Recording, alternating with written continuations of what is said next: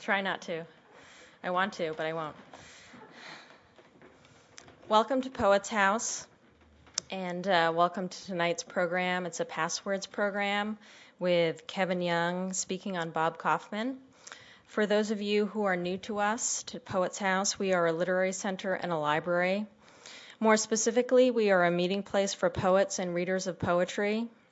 We invite you to participate in a dialogue with poets, past and present, by visiting our library, which you are surrounded by currently. Our library is free and open to the public 5 days a week. And also, you can partake in that dialogue by coming to our literary programs. Upcoming events include Amiel Alkali speaking on Charles Olson on Wednesday of next week, February 18th. We will also have a tribute to William Matthews on March 18th, and Lynn Hajinian will be speaking on George Oppen on March 25th. We also have a number of kids programs that take place across the hall in our other space. And, we'd love for you to come to those as well. Please pick up a calendar and find out more about our programs. And we also, of course, invite you to become a member of Poets House and help to support our free library offerings and the programs that we do. It's a great deal. You can get a number of offerings for less than a monthly subway pass. I can't believe I'm making that kind of New York City Barker-like offer. But you can get free admission, a number of poetry-oriented gifts, and you will also have the warm, fuzzy feeling of knowing that you're supporting poetry and making poetry available to many people. So please at least pick up some membership materials and find out more about us. Thank you. Back to tonight's program. The Passwords series, which we have had in place for a number of years, is a series in which one poet speaks about the work of another poet, usually a literary predecessor. And we are very pleased to have Kevin Young, who will be speaking on Bob Kaufman, the legendary beat poet. Bob Kaufman holds a rare place in literary history. In addition to his role as a community organizer and public poet, his poetry, both raucous and cerebral, has marked out its own wild terrain. It embraced performance and the music of jazz in particular, surrealism and political critique, high art and street culture, and an irreverent sense of history and self, among other things, which Kevin will be telling us about. Kevin Young, I think, is a particularly appropriate poet to converse with the work of Bob Kaufman. Kevin is a savvy visionary whose work seismically registers the artistic, musical, and political, cultural happenings of his own time and of his ancestors. And by ancestors, I mean those claimed as family by blood, adoption, and imagination. His first book, the melodic and historically informed Most Way Home, was selected by Lucille Clifton as a winner of the National Poetry Series. His second book, To Repel Ghosts, an epic tribute to painter Jean-Michel Basquiat in the form of a double album, gives voice to an array of Black artists of word, song, and athletics. His latest books find inspiration in the blues with his own new collection, Jelly Roll, and blues poems in an anthology he has edited for the Everyman's Library Pocket Poetry Series. And we have a couple of each of those books up here. It's a really beautiful collection. And so we're happy to have him here with us tonight, and I will just turn things over to Kevin. Thank you.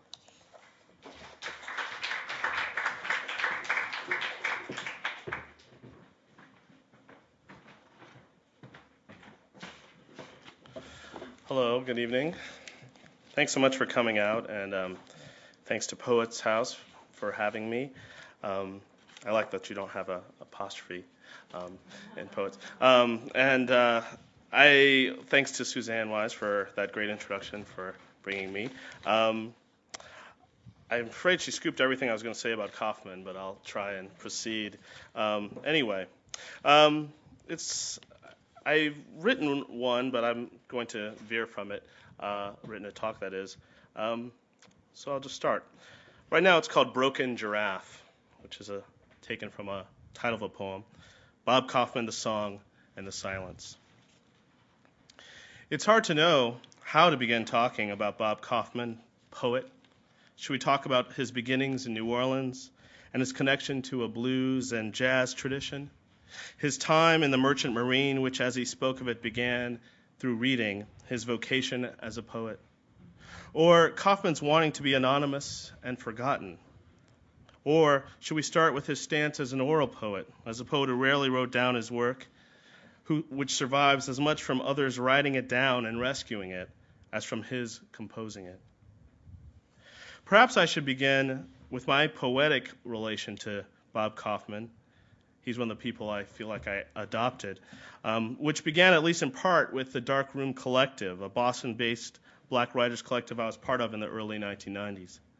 Founded in 1989, the collective was interested in black culture and history and the preservation of both through hosting readings and recording interviews with established and emerging black writers before emerging became just another stick without much of a carrot.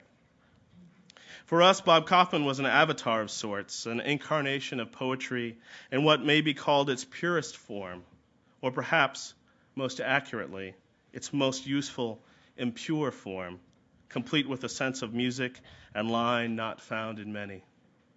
Rare, but not rarefied. I have a t-shirt somewhere, handmade, that I inherited, which reads The Darkroom Collective on it, with Kaufman's Golden Sardine drawn in yellow just above it. And Golden Sardine was both a title of a book and a cryptic line that was found scrawled on a scrap of paper of Kaufman's. I think also Kaufman's sense of poetry's immediacy, its performative qualities, and his mix of speech and surrealism appeal to us.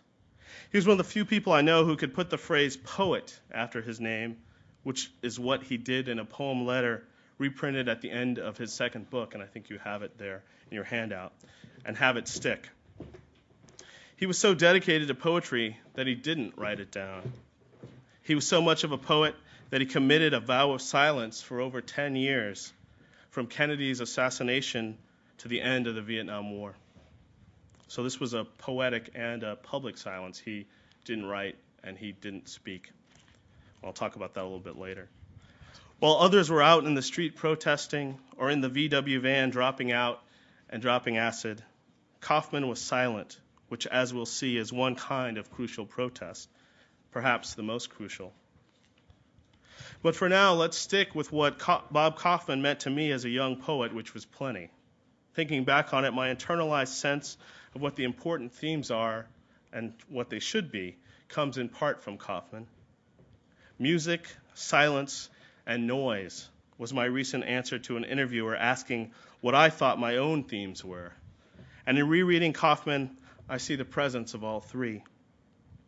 Because of time, we will likely look at only the music and the silence in Kaufman's work. We will not get to discuss the noise his work considers, argues against, and sounds out. Just as we won't be able to consider Kaufman's longer works like Second April or the Abominist Manifesto, both of which I admire and I think are central to a full understanding of his work. We could spend another hour looking at his prose poems or fake screenplays, which I think are all terrific, or his choruses, as he calls them. However, by looking at the shorter poems and his longer lines, I think we can see something of his genius and multiple musical selves.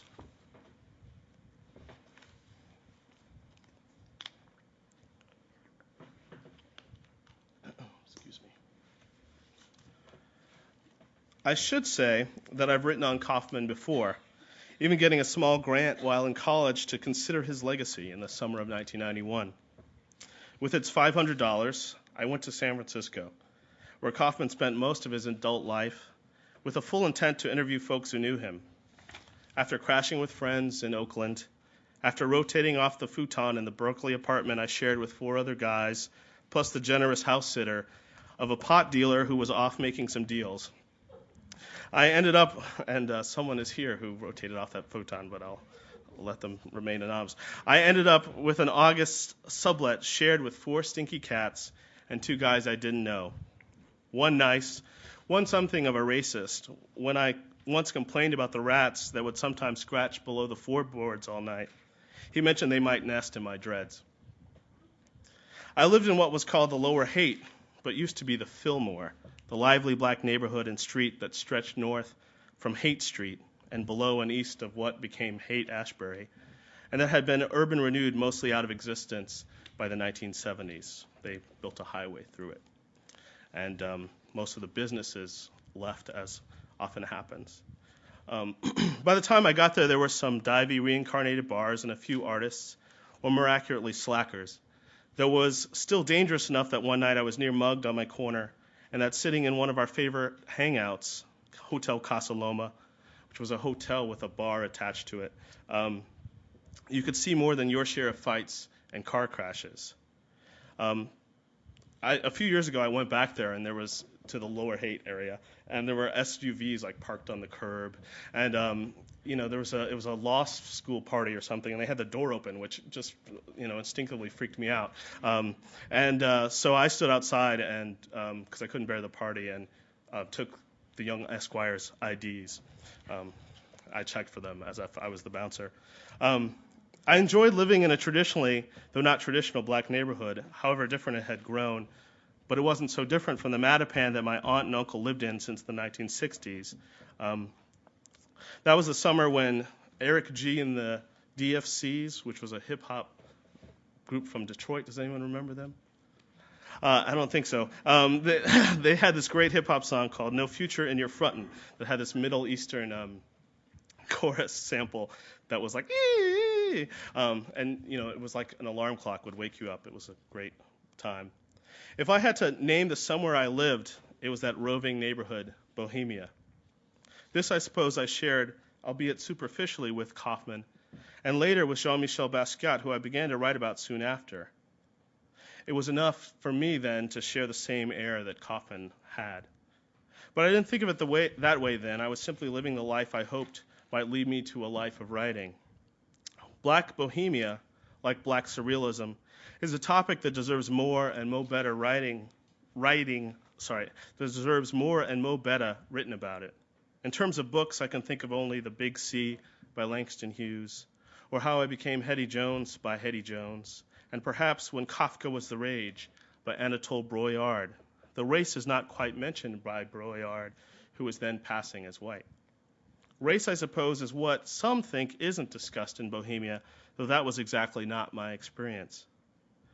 Perhaps one reason Black Bohemia is rarely discussed or discussed well is that it gets into questions that have more traditionally been addressed by the black expatriate.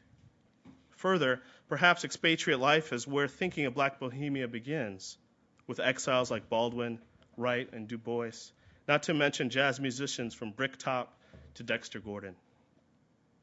Indeed, Bohemia may be the solution for a younger self, expatriatism for the older.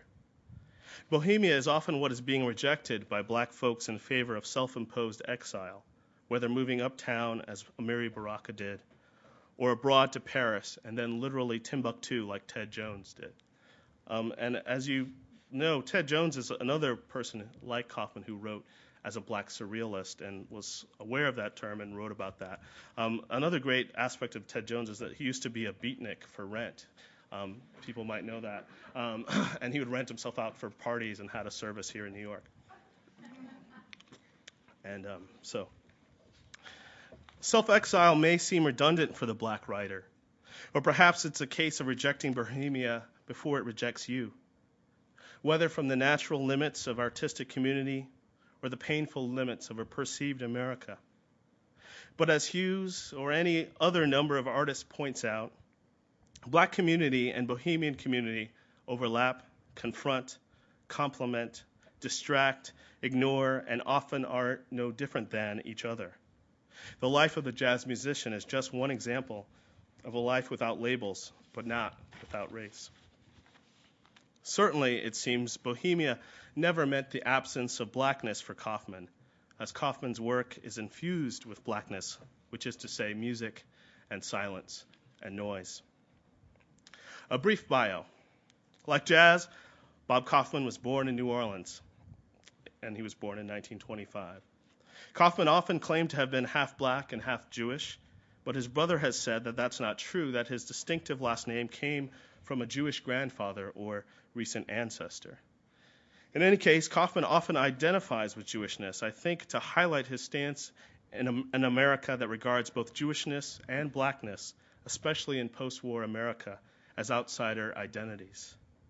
I'd also say that he's participating in the imaginary notions of identity discussed by the late Leslie Fiedler, who I think is a terrific writer, and if you haven't read him on America and all that it means, you should, who wrote that we're all imaginary Americans. He also wrote that all Americans spend their childhoods as imaginary Indians and their adolescence as imaginary Negroes, an apt summary of the desires of this imaginary America. After a stint in the Merchant Marines, Kaufman settled in San Francisco, living mostly in North Beach, an Italian neighborhood famous for City Lights bookstore and also the Condor, the first topless club in the States, and later the first bottomless one. Its full-figured neon sign was still quite a landmark when I was living there, and it was still a club. Last time I was there, it had turned into an open-air fern bar. Though Kaufman never left Bohemia, it perhaps left him. As I mentioned, Kaufman chiefly recited or declaimed his work, making a name for himself locally and publishing in magazines including Beatitude, as well as in important broadsides like 2nd April and the Abominus Manifesto, and these were all published with City Lights in the late 50s. I have one, I think it's Does the Secret Man Whisper, and they're just fold-out gatefolds, and I'm sorry I don't have it tonight, but they're beautiful.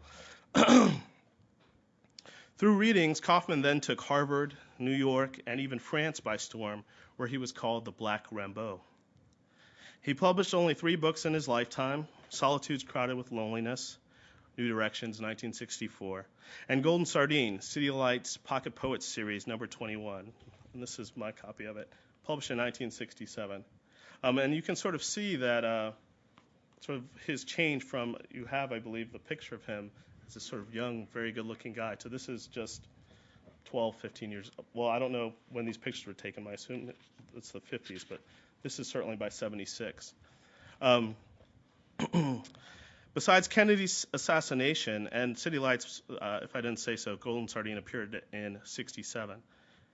Besides Kennedy's assassination, it seems no accident or a fascinating coincidence that Kaufman's vow of silence in essence began with his book publication.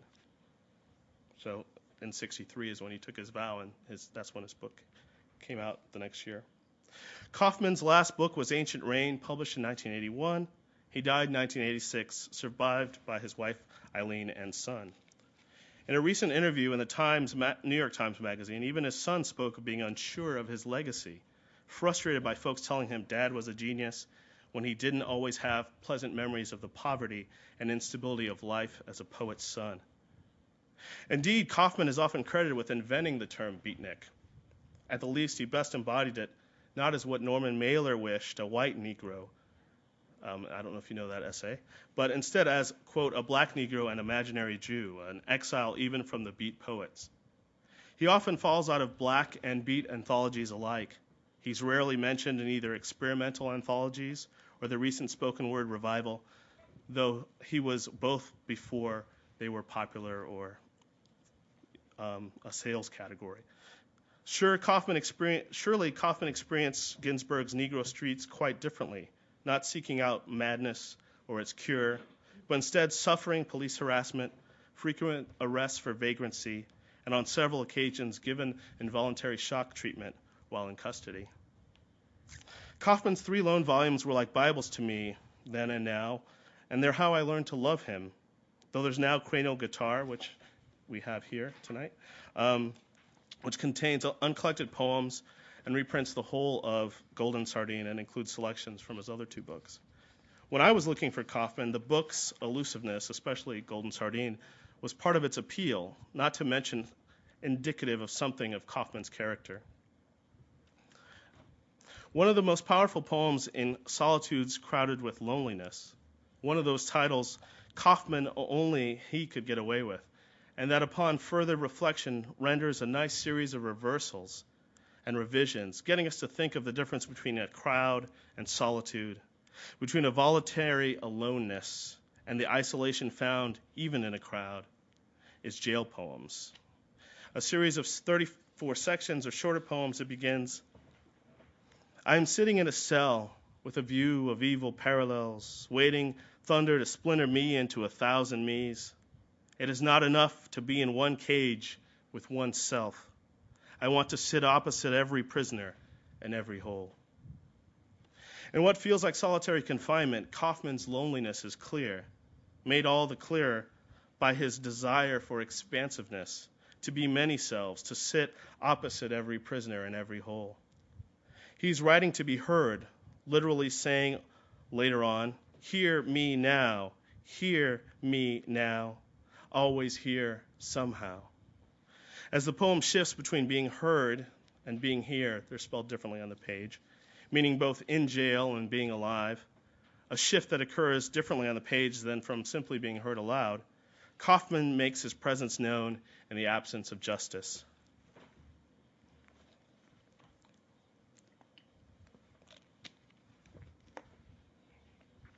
The end of the poem lets us know it was, quote, written in San Francisco City Prison, Cell 3, 1959, answering the here only partially and literally. Each section of the poem seems a day or an hour or an eternity. No wonder the sections get shorter as they proceed, as if losing hope or its expression. Here's all of part 3. In a universe of cells, who is not in jail? Jailers. In a world of hospitals, who is not sick? Doctors. A golden sardine is swimming in my head. Oh, we know some things, man, about some things like jazz and jails and God. Saturday is a good day to go to jail. The poem ends with sections that read in full. This is 26.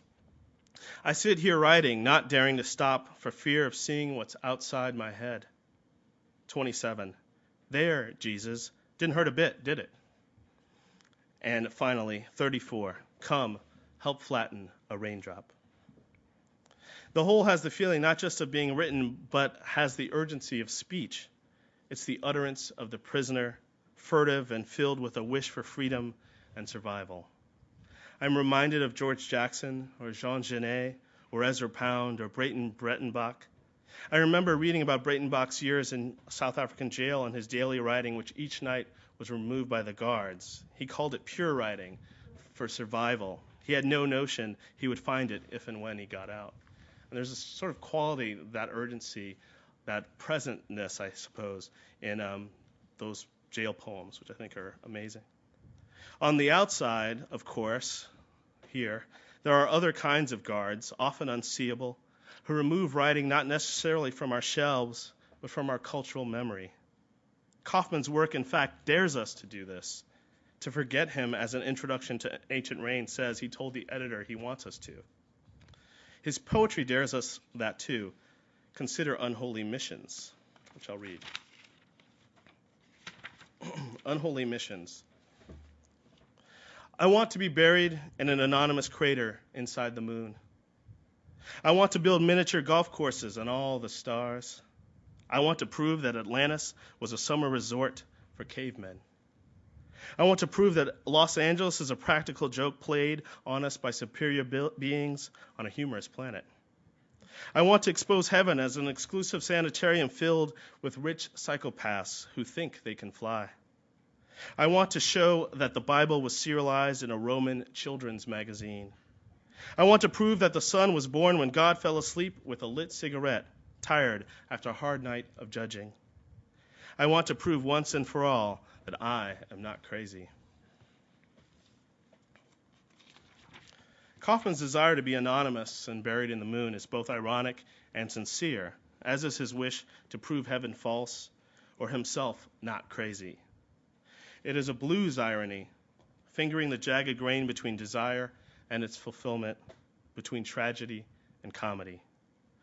I was thinking about these differences, and it struck me that blues means high tragedy and low comedy, as opposed to the low tragedy and high comedy of the blackface minstrelsy that preceded it on the American stage.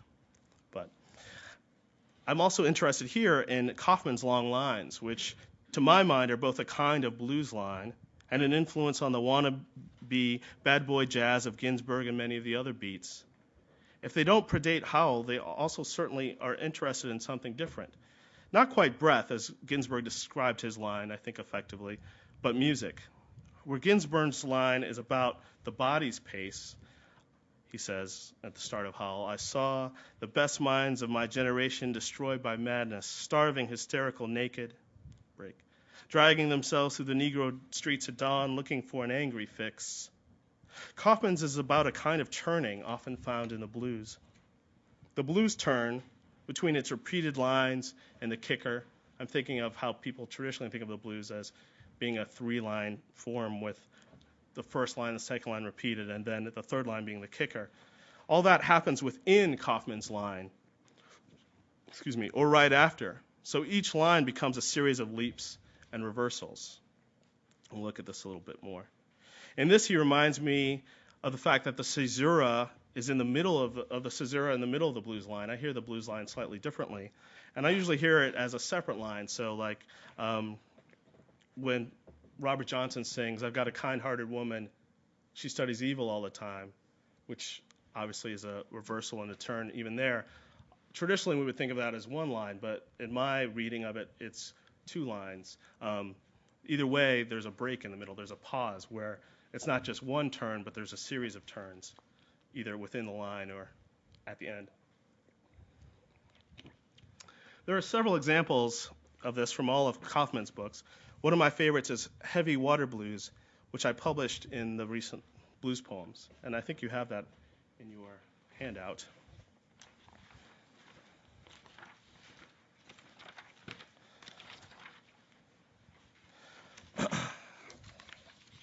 And I'll read it.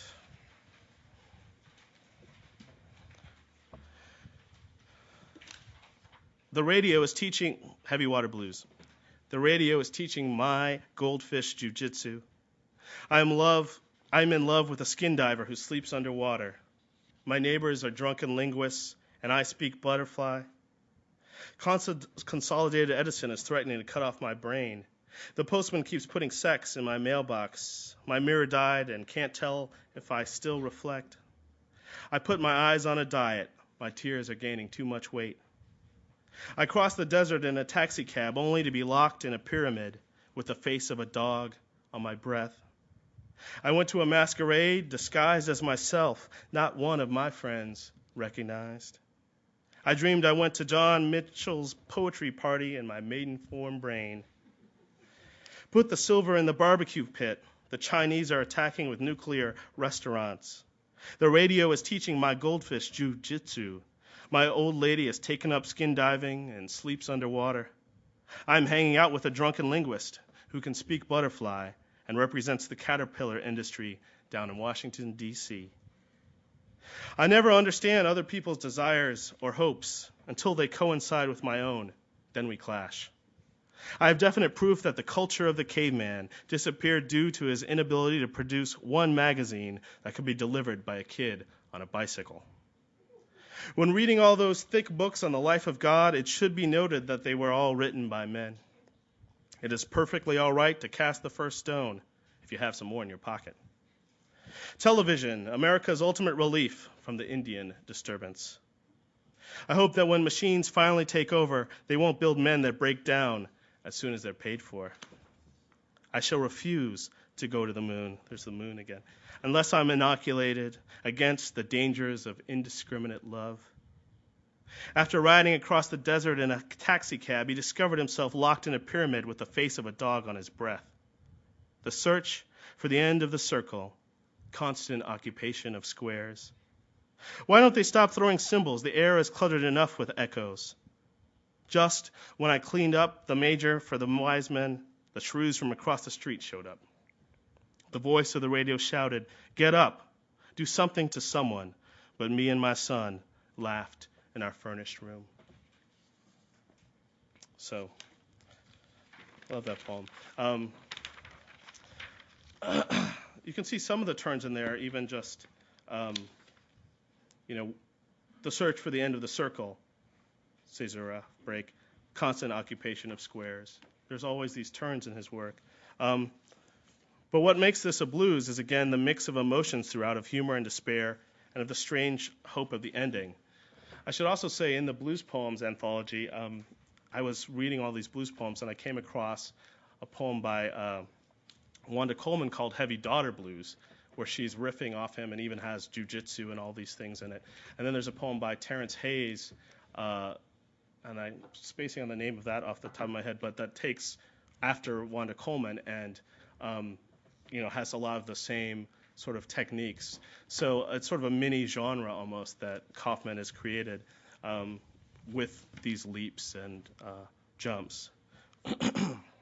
We can also consider the end of Fragment from Solitudes, which reads at the end, Our Lady of Nicotine, Madonna without child, releases her pale balloon, snatched from the folding year. All the daring young headhunters, traumatic and inflammatory bathing suits, shriek grim fairy tales while convenient needles fall out of haystacks. Charlie Parker was a great electrician who went around wiring people. That's the end of that.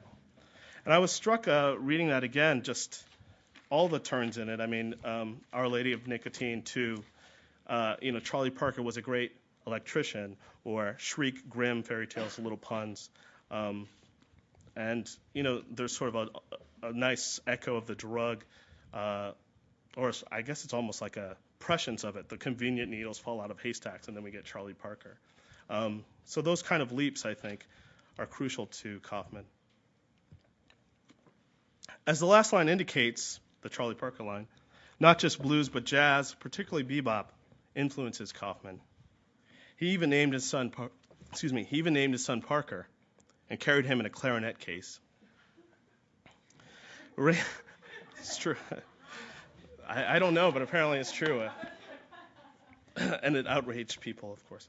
And the person who describes this is Raymond Foy, who in his intro to Ancient Rain says by, quote, adapting the harmonic complexities and spontaneous invention of bebop to poetic euphony and meter, Kaufman became the quintessential jazz poet. Kaufman's line could be thought of as the series of riffs of repetition with variation that mark a jazz line. And there's a great article by James Sneed about repetition in black culture that is very influential, and it's been reprinted, so it's interesting if you want to check it out. He even riffs off Ginsberg himself in a poem called Ginsberg, beginning, quote, Ginsberg won't stop tossing lions to the martyrs. And, quote, the church is becoming alarmed by the number of people defecting to God.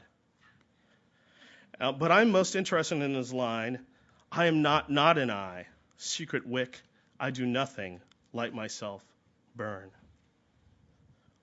In this, he's not so much the electrician of Charlie Parker, but a secret wick, both unknown and knowing. What I want to call our attention to is the line's negation of a negation, or negation as affirmation, that others have pointed out is a crucial aspect of African American culture. Not bad meaning bad, but bad meaning good, to quote LL Cool J.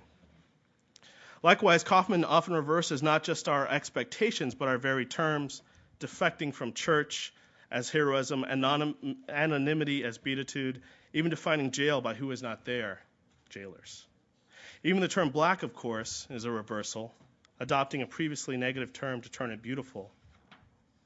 Kaufman reveals blackness as beat and turns it into a beat, a rhythm that stretches in lines like those that end to my son Parker or in walking Parker home, or in the literal beat versus the cop's beat and cop beatings discussed in Bagel Shop Jazz, which is another poem.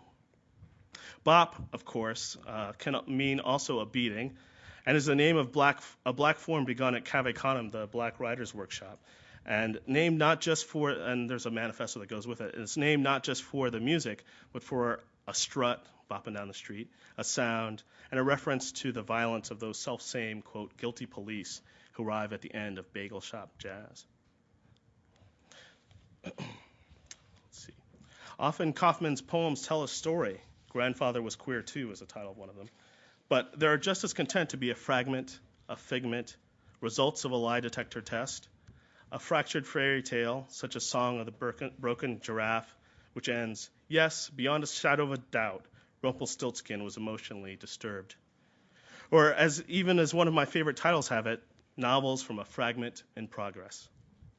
He keeps jazz phrasing not in the dated prosody of, say, Kerouac's Book of Blues, but in the blues tone that bebop restored to jazz. Perhaps these aren't so much solitudes as solos. And I'll skip this poem just because for time's sake. And he has this poem called Battle Report where he envisions the instruments almost like, touch the mic. He envisions them as sort of generals, and the end of the poem is attack, the city falls. And in that poem we see destruction as creation, the ultimate negation as affirmation. And if we take the term Black Rimbaud seriously, we also note that surrealism or derangement of the senses is at the heart of much of Kaufman, that the destruction he invokes is like destroying the song or re-recording it to see it new again. We also see in a similar poem, War Memoir, the parenthetical notion that, quote, jazz is an African traitor, which I think beautifully and simultaneously invokes the African roots of jazz and its blooming in American soil, if you consider New Orleans America, that is. War Memoir also indicates the oral nature of Kaufman's work, where the qualities of repetition of jazz and blues, and the qualities of repetition jazz and blues shares with other oral forms, sharing lines in what get called floating verses. And such verses were passed around, say, in the blues, for blues singers in the blues community. And originality and origin was based on how you took a floating verse and made it your own. Such call and response is at the heart of African American culture. You could say, in a larger sense, that the blues singer responds to the call of the floating verse. Culture is the call. The black singer, or the poet, or soloist of any form is the response. The very idea of a solo, after all, only gains power in a culture of recurring collective artistic endeavor. Of course, the response quickly becomes another kind of call. Generally speaking, as it were, the solo aspect of the blues, it's the I after the we of the spirituals. The blues is generally performed often by someone, just a lone voice, and the spirituals are always performed by a group. Gets answered by the collective creation of jazz. So it goes from the we to the I to the we of jazz again. The I of the blues is, of course, an I that's a we. Bessie Smith's singing gains power by how it speaks to us as the group.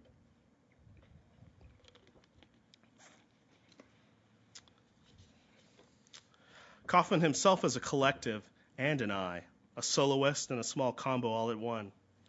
A syncophonetic poet, as a short poem mentions. As is common to oral culture, he often responds and riffs off himself.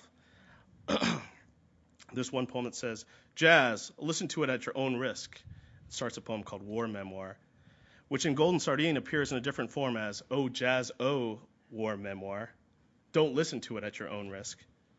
Yet again, in Ancient Rain, Kaufman has a poem, War Memoir.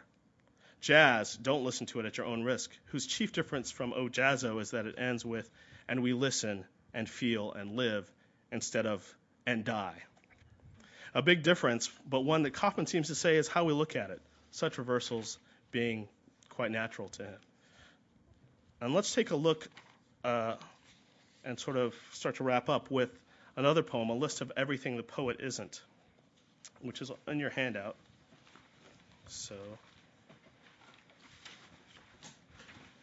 now normally I would have us all go through and read it, everyone take a line. It's the poem, I Too Know What I Am Not, but just for time's sake, I'm going to forego that. But for me, they're all sort of, in a way, different voices. I too know what I am not. No, I am not death wishes of sacred rapists singing on candy gallows. No, I am not spoor of Creole murderers hiding in crepe paper bayous. No, I am not yells of some assassinated inventor locked in his burning machine. I'm going to skip a little bit. No, I am not Indian summer full of Negro piano tuners in lead shoes. With muslin gloves. Then if we skip to the second page. No, I am not eyes of infant owls hatching the roofless night. No, I am not the whistle of Havana whores with cribs of Cuban death. No, I am not shriek of Bantu children bent under penny whistle whips. No, I am not whisper of the African trees, leafy Congo telephones. No, I am not lead belly of blues, escaped from guitar jails.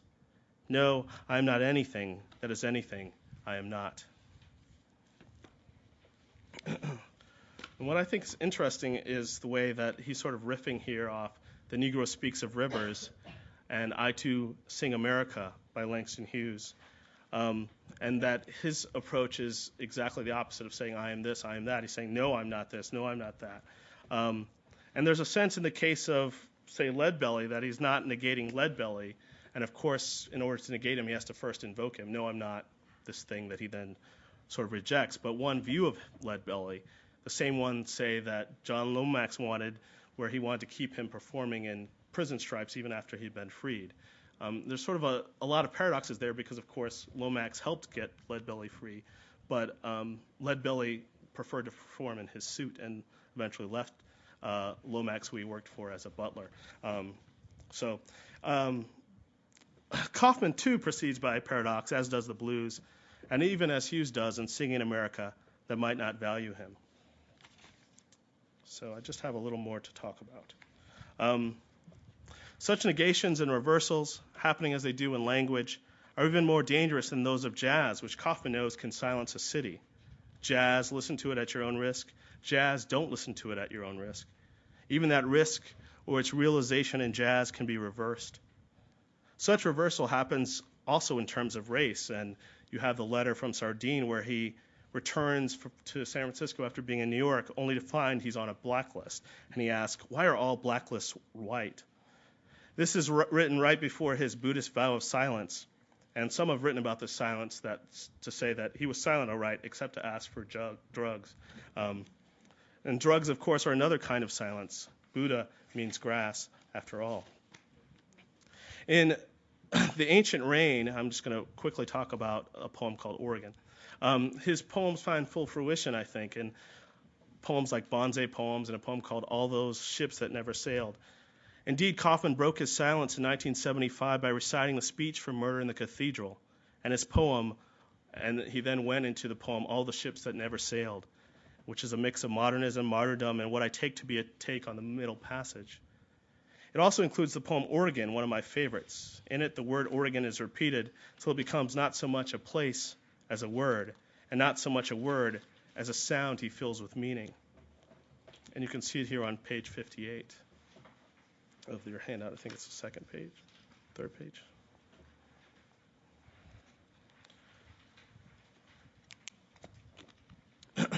And you, again, I'll just read some of it. Or do I have time to read the whole thing? Sort of. I will be wrapping up after that. Oregon. You are with me, Oregon. Day and night, I feel you, Oregon. I am Negro. I am Oregon.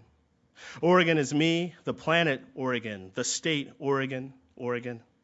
In the night, you come with bicycle wheels. Oregon, you come with stars of fire. You come green. Green eyes, hair, arms, head, face, legs, feet, toes, green, nose, green, your breast green, your cross green, your blood green. Oregon winds blow around Oregon. I am green, Oregon. You are mine, Oregon. I am yours, Oregon. I live in Oregon. Oregon lives in me. Oregon, you come and make me into a bird and fly me to secret places day and night. The secret places in Oregon. I am standing on the steps of the holy church of Crispus Attucks, St. John the Baptist, the holy brother of Christ. I am talking to Lorca. We decide the Hart Crane trip home to Oregon, heaven flight from Gulf of Mexico. The bridge is crossed and the florid black found. So one side note about that, or two things about that, is that the florid black is taken in part from contemporary with his writings, translations of Lorca. And obviously, does this remind anyone of a Lorca poem?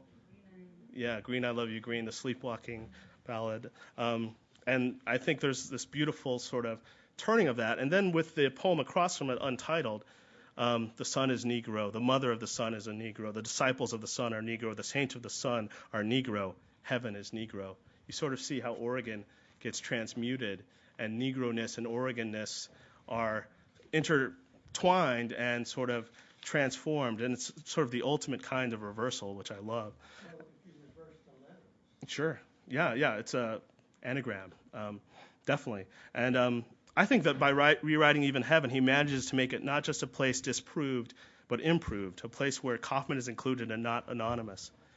Of course, in this dance between the self and the society, Kaufman invokes Whitman and not the self or soul as society, as in Dickinson. He's larger than life.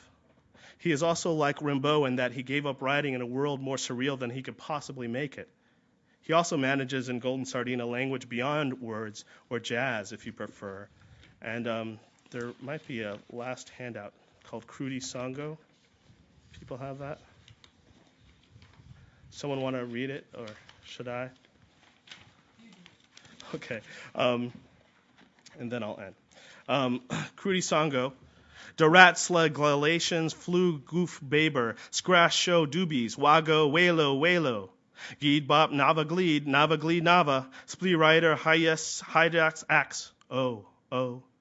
Dear edition, boom edition, squam, squam, squam. D beat strawis, wapago, locoest, locoro, low. Vomi lideri bt up, bop, bop, bop, weepalat. Digit, skloco, kuritif, plug, manji, klopo jago brie, asplupered, a kinko labi. Eng pop, bop, plolo, bop, bop. So you sort of see how he's gone even beyond Oregon and beyond even words to this place of pure sound. And I love that in him. So I think I'll end there. I can tell you what happened at the end of that grant, but I'll save it for later. So thanks so much.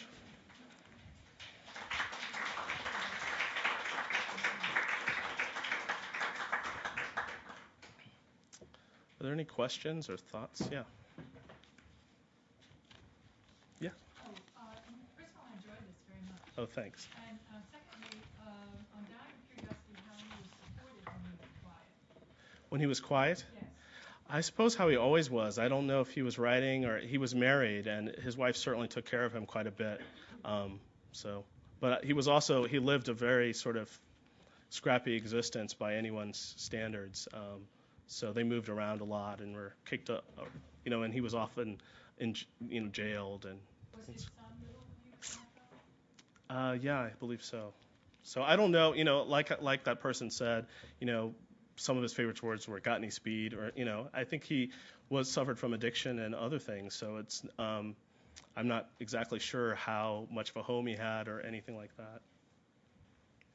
Was he jailed mainly for drug offenses? I'm not sure. I know that he was jailed often for vagrancy, which is sort of a vague term that it certainly was applied to him in particular ways, and I think the cops knew who he was in a negative sense. So I think the worst thing, of course, is among other things, is the electroshock, but that's my take. But I think you raised some good questions, yeah. Are there any recordings of him reading? There are some. I don't have any, actually, or I've never heard them. There was a radio show in San Francisco, and I think I had it, back in 1990, but I think it was, I remember a lot of other people reading it, and I never got to hear him. I think there's some at State. San Francisco Oh, State, good. in the archives. So, I mean, obviously, so many of them exist not on the page originally, but I think what's fascinating to me about him is the way that, say, a poem like Oregon and the Untitled poem, how much those two feed off each other, and partially it's editing, putting them together, but I think that is part of it, and part of it is the things he shares between books. You find war memoir, and then you're like, didn't I read this poem again? And I think that's part of the oral poetry experience, and part of poetry being a memorized spoken thing and not merely a written thing, though I think, as I said about jail poems, the difference between hear me now and being here now happens quite differently out loud than it happens on the page. Yes? Yeah, I was just reading about how he was translated into French. I don't know if it was an edition or just poems, but certainly he was very popular in France, which I guess is um, true for a lot of black artistic expression. And he was popular around the same time as, say, Bop would have been very popular in France. So um, I don't have any of those and haven't seen them, but I'm sure they're out there and worth looking for. Is there any scholar devoting him or herself to the study of Kaufman Um, and create a biography, a simple biography? There's some writing on him, and Neely Cherkovsky, who wrote on the Beats, and I have a few books. There's an interview with him called "Closing Time Till Dawn." That's a little not broadside, but a chapbook. Unfortunately, the things I've seen were chapbooks. There was a Callaloo that Brent Edwards edited maybe 2-3 years ago that had a little section on Kaufman. But I think one of Kaufman's I don't think it's one of his appeals, but one of the facts of him is his elusiveness. So I think that I would love to see a great edition, and I think this one is good, but there's no collected that I know of, and I've heard from some people that there's a lot more out there that hasn't been published, and then I've heard that there isn't. He didn't keep anything, and as the intro to this talks about, most even the galleys and stuff are lost for those books. So there is no scholar written. Not that I don't know. I would hate to call myself a scholar, so just because I don't think I know enough about Kaufman, but I do think there's some good writing on him, and I can tell you afterwards.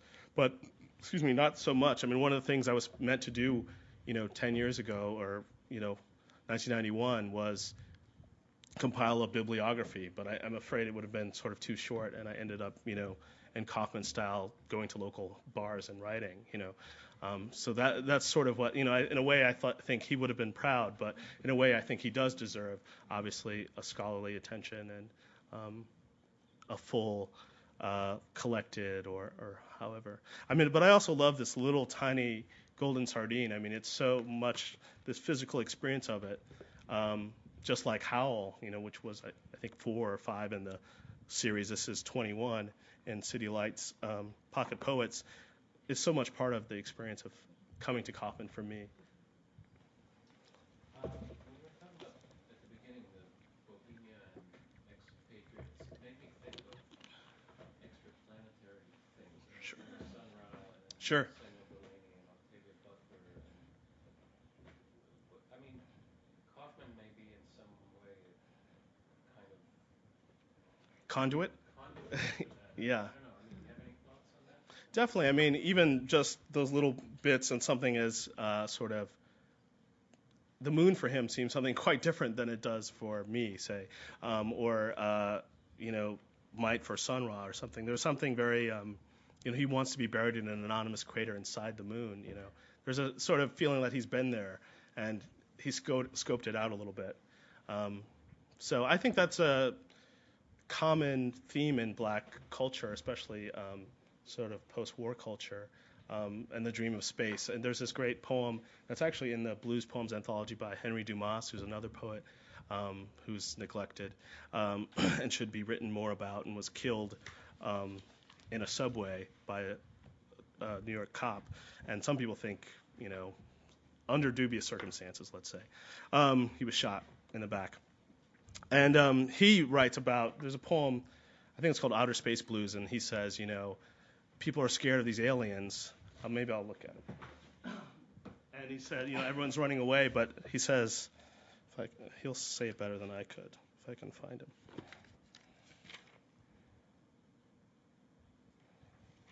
Yeah, it's called Outer Space Blues, and I'll just read the last part where he talks about the aliens, how everyone's scared of them. And he says, I'll read the last two. He says, so when the spaceship land, I ain't running too fast. I say, I reckon I might not run too fast. I might run over into Mississippi, and I can't pass. Hold it, people, I see a flyer saucer coming. Guess I wait and see. Yeah, a spaceship coming. Guess I wait and see. All I know, they might look just like me. And there's a sort of identification with the alien, or, might as well, who knows, let's hope. No, I think it's interesting too because the silence you were saying was after Kennedy's assassination. Kennedy That's a great point. So, I mean, it just interests me that becomes an icon in the work too. Yeah. Well, it's a long time dream, and now that we're going to Mars, I don't know what. Back to the moon. We're going to set up a camp on the moon where everything's going to be fine. Someone else have the hand up? Yeah. Could you speak of his travels, non-interstellar travels? Did he go to Cuba? Did he go to I Cuba? don't know. That's a great question. I don't know of that. Um, What was the question? the question was his non-stellar interstellar travels. Did he go to Cuba? Where did he travel? I don't know. The places I know he went was to Harvard and to France and New York. He spent a couple years in New York before, and that letter that's at the end of Golden Sardine that's in your packet is him coming back to San Francisco after being in New York, where as the Raymond Foy talks about it in Ancient Rain, it was, not so successful. It was a lot of addiction and difficulty there. So I think that would be really interesting. Any other questions or thoughts about Kaufman or? Well, one thing, during the period that he was living and writing in San Francisco, there was a lot of interest in Buddhism, and especially Zen Buddhism. Sure. And many of the things that you spoke of as being black culture derived could easily have come from Buddhist silence and negation. Yeah, I mean, Spiritual negation. it gets referred to as a Buddhist vow of silence. It was a vow of, and I think that's exactly right. I certainly don't know enough about that, but I think to speak on it eloquently, but I think there's a, Whitman-esque openness to Kaufman that is shared, I think, by others of the beats. But it has a particularity that it seems very different than the other writing I knew, either living there or, because I lived there another time too, or have read about. I mean, there's something in it that I think, other people could explore, I think, very nicely about either the Buddhist aspects of it or also how is his take on it different? Is it different? Because he did take this vow of silence, even the idea of it mythically, even if there were times when he broke it, to me is interesting. And also how he came out of it, reciting Eliot, I think is fascinating. And the jazz, because I have never read the poem Del Islam Creed, or Yes. really don't know who the whole thing is just, it's all jazz to me. Uh-huh. So have any of the jazz musicians, I mean, has anybody worked on his stuff with jazz music? Not that I know of, but I don't know of all what they do. I mean, I think things take time. I mean, I think Hughes is, for instance, Ask Your Mama, which I think is one of the most brilliant pieces and has a sort of musical component to it. I know that was performed, but only, in the past 10 years it wasn't performed in his lifetime and was, considered a bad book. I think, his career and Hughes's career, they're sort of interesting to think about together. And I'm trying to think about some of these questions for a longer critical book, that's been going on basically 10 years. So I think that thinking about these things, it's great to have an audience to hear about them. And what did people, if anyone had any thoughts on that Krudi Sango poem, I would love to know what they thought. You spoke of his being at Harvard. What were the circumstances? How long was it? What did he do? I think he just read there and was, talked there. I don't think he studied there. He taught there? No, I don't think he taught there. I think he just read there and performed. Yes. Do we know what kind of education he had? Um, Did he go to college? I don't know. I think he went to the Merchant Marines, So, yeah, and I know that's where he read tons, and that's where, yeah. I think in that way, too, that, Hughes, in his book, The Big Sea, talks a lot about his being, not in the Marines, but at sea and volunteering for ships. And I think there's a sort of connection there, oceanic travel as opposed to interstellar or. Who were some of the people that knew him that you were able to speak to? As I said, I spent most of my time, breathing in his air and hanging out. I did speak to Neely Cherkovsky and talked a little bit with Ishmael Reed, just called him, and he was nice. But you know, Kaufman brings up interesting things for people because those who knew him might perceive him differently than the sort of myth of Kaufman, obviously. And I'm sure at times he was difficult, as was Basquiat, or a lot of people talk about those. The way I felt about it when I was writing about Basquiat, and I think of it with Kaufman is, it seemed an inorganic thing to just like call someone up and say, hey, tell me everything you know about Bob Kaufman. I was struck, say, with Basquiat more.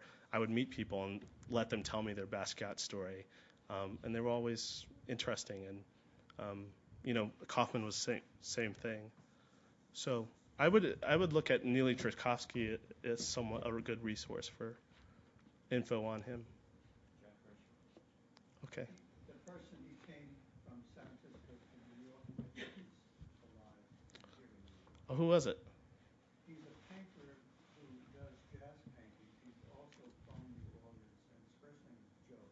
I know him. I can't remember his last name, but he's one of the half of the married couple that runs Kim Kelleher Gallery on 2nd Street, east of Avenue A or First. And what's the gallery again? What? What's the gallery again? I'm sorry. Ken Kelleher, Kenkeleba. They did a mammoth wrap-up show once called The Avant-Garde Comes to the Lower East Side. It's a very interesting place. You ought to know about that. Okay, I'll check it out. Visit. Any other questions or thoughts on Krudi Sango? Is this a nice word piece? You mentioned it's sort of a movement of pure sound, but is this the only piece like this? Actually, it appears in the Abominist Manifesto in a different form. And the Abominist Manifesto is a fascinating sort of mock. Yeah. There's a Jewish tradition too. There's a mystical tradition of chanting unknown words. Right. So I mean, back to I wonder if there's a connection there. Well, and there's speaking in tongues, which relatives of mine do, and that's not. I think that's both. What I love about that is that it's both bop music, it's modernist, it's sort of Kurt Schwitters, but it's also primal and traditional. So I think he does it all, baby. So thanks very much for having me.